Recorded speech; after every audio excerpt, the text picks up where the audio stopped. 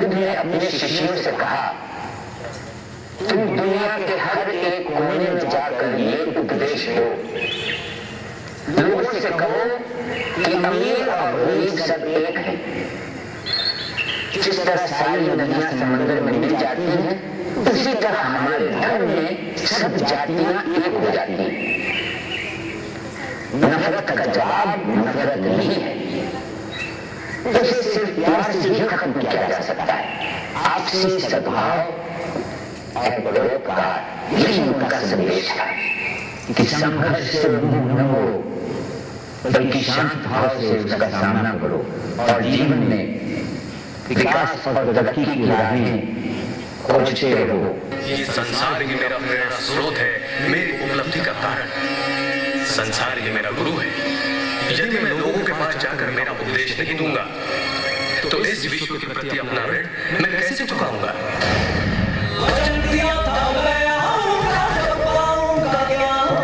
सबसे पहले राजगृह को पहुंचेंगे विचार को ज्ञान मार्ग का मिला नया सोपान। धर्म चक्र गतिमान, धर्म चक्र गतिमान।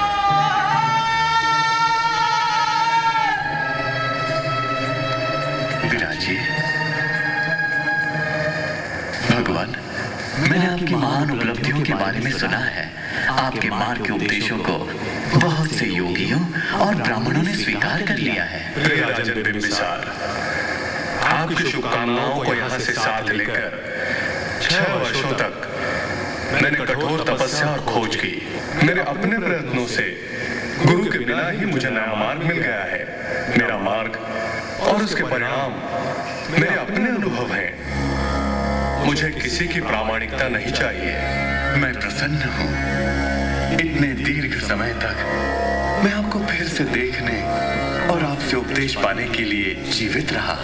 मेरे 4 शाश्वत सत्य पहचान लो। इसकी सम्यक समाधि मिलने तक साधना करो। तुम अपने पूर्व जन्मों को पहचान जाओगे।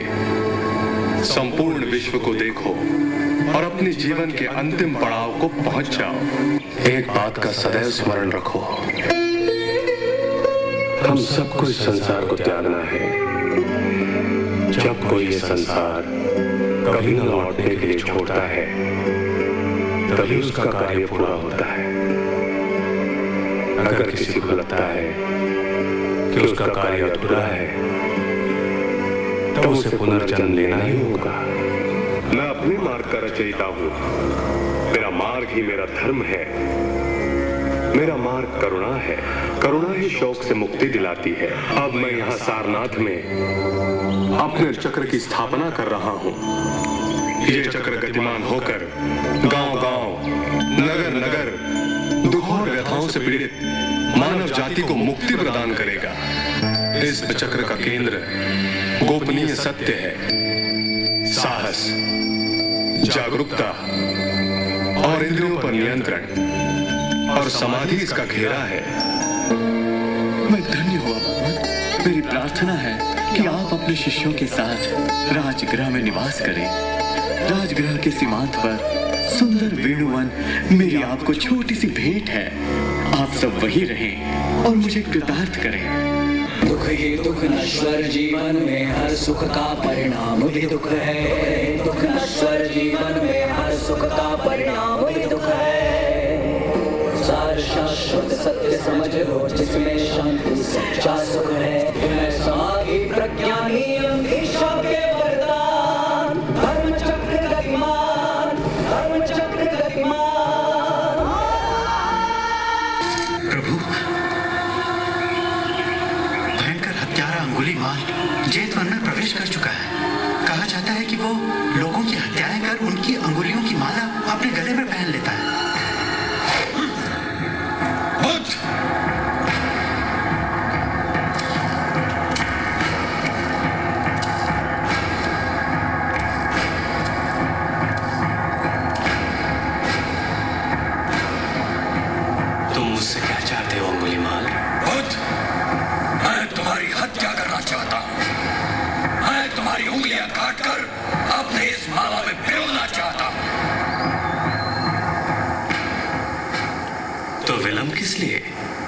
अपनी इच्छा पूरी करो, मुझे कोई आपत्ति नहीं।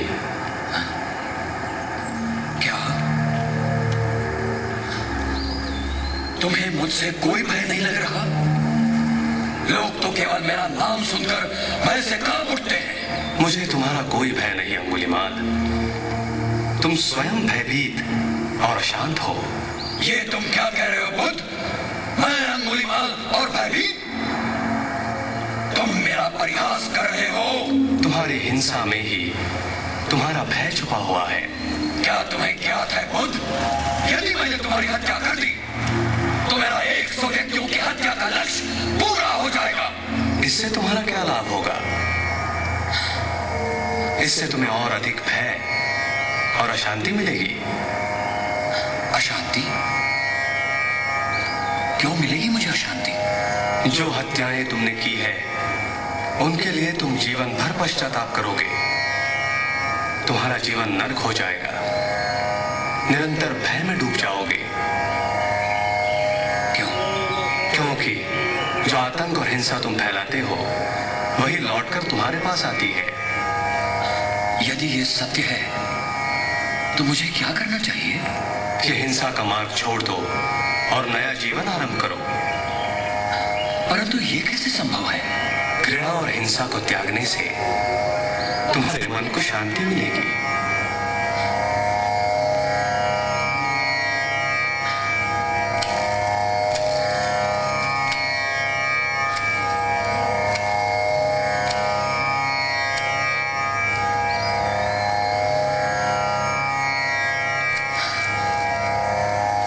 मुझे ज्ञात हो गया है कि वास्तव में मुझे चाहिए क्या।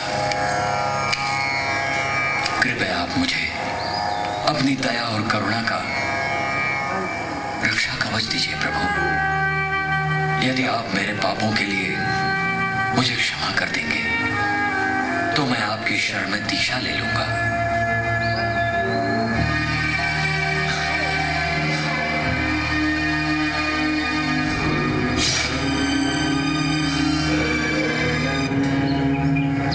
आज से तुम्हारा नाम अंगुलीमाल नहीं, अहिंसक है। अहिंसा के पथ पर चलो और निर्वाण प्राप्त करो।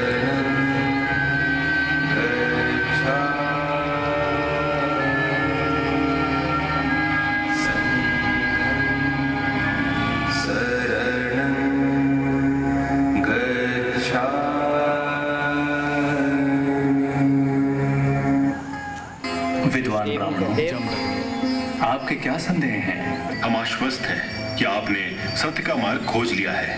हम आपके मार्ग को स्वीकार करते हैं। हमें अपनी शरण में ले लीजिए।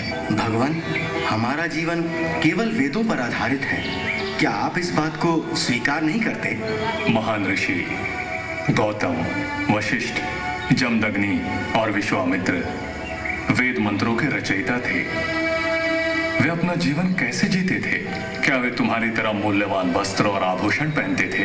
नहीं भगवान। क्या वे महर्षि रथों में यात्रा करते थे? नहीं भगवान। क्या वे तुम्हारी तरह उत्तम भोजन और उत्तम वस्त्रों का उपयोग करते थे? क्या वे धनी ब्राह्मणों की तरह भव्य भवनों में निवास करते थे? कभी नहीं भगवान।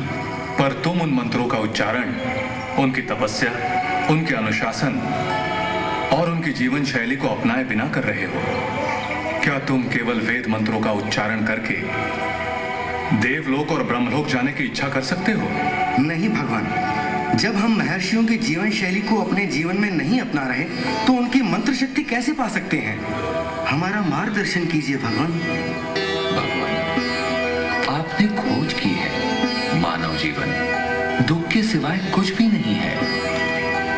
उत्तम तो ये है आनंद पूर्वक कई जीवन जीकर वैदिक यज्ञों के फलस्वरूप स्वर्ग प्राप्त किया जाए। इसमें क्या दोष है भगवान? विद्वान ब्राह्मणों, तुम में से कोई जानता है कि स्वर्ग कैसा दिखता है? नहीं भगवान। क्या तुम्हारे आचार्यों ने, जिन्होंने तुम्हें योग शिक्षा दी, उन्होंने स्वर्ग को देखा है? नहीं भगवान।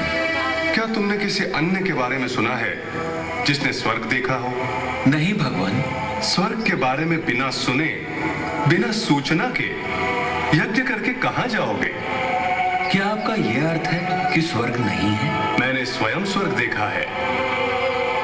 आप सब अपने नेत्रों को बंद करो, आप स्वयं ही स्वर्ग देख सकते हैं।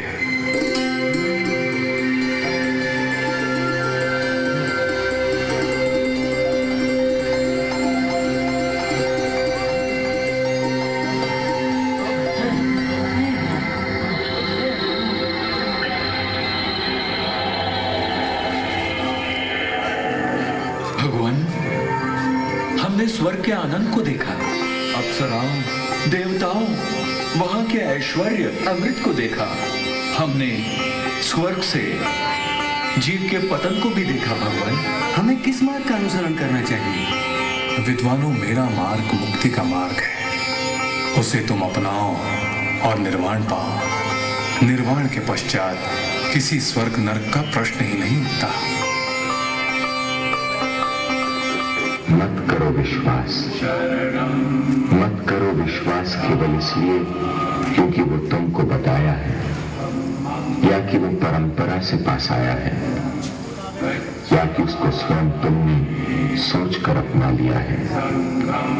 मत करो विश्वास उसका जो कहा गुरु ने तुम्हारे, क्योंकि श्रद्धा है तुम्हारे हृदय में गुरु के लिए। तुम परीक्षण करो, स्वयं ही उचित विश्लेषण करो, और जब पाओ कि कोई एक विचार सबके लाभ का है, बहुजन की भलाई का, कल्याण का सब प्राणियों के, तुम करो विश्वास उसका और जोड़कर रहो उससे। वही केवल एक होगा पथ प्रदर्शक, क्योंकि वो विश्वास होगा स्वनिर्मित, इसलिए होगा सुनिश्चित।